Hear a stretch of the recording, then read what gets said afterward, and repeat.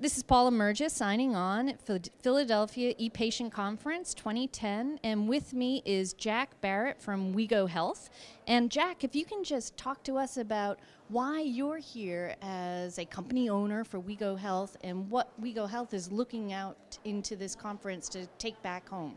Well, Wego Health is a social network of what we call health activists, and health activists are the most contributing, editing, uploading, downloading users of health social media, so they're all e-patients.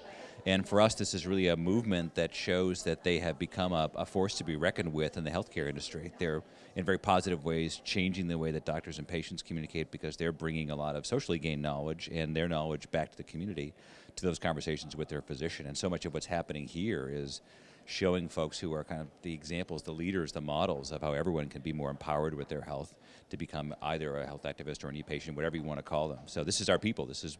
It's great to be here and see this movement emerging.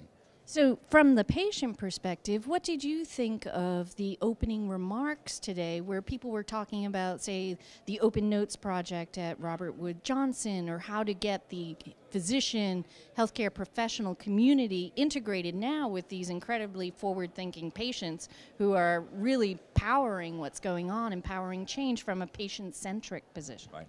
Well, I think what's been fascinating is when we talk to patients about their interaction with their physician, when they're e-patients or health activists, as we call them, the physicians, once they enjoy the interaction more, because they're not saying this is a basic education. This is not 101 about menopause. This is how does it affect you? And oh, it's hot flashes, and let's look at what that means based on what I know from your health records. So we're kind of moving beyond this very basic, boring conversation for the doctor, to be honest, into one that makes it so much more interesting to really help someone and know more about them, because the machines have done that kind of heavy lifting for them and moves them down the path faster. So for everyone, it's a more rewarding and ideally a better outcome in the end. So it's technology enabled, but it's more of a dynamic relationship that you're seeing. Well, exactly. It becomes personal more quickly, and I think that's what so much of social media has done, is allowed us to form relationships electronically that are now okay. You can tweets. I just tweeted my wife happy birthday, which means I'm in trouble today because I'm not there.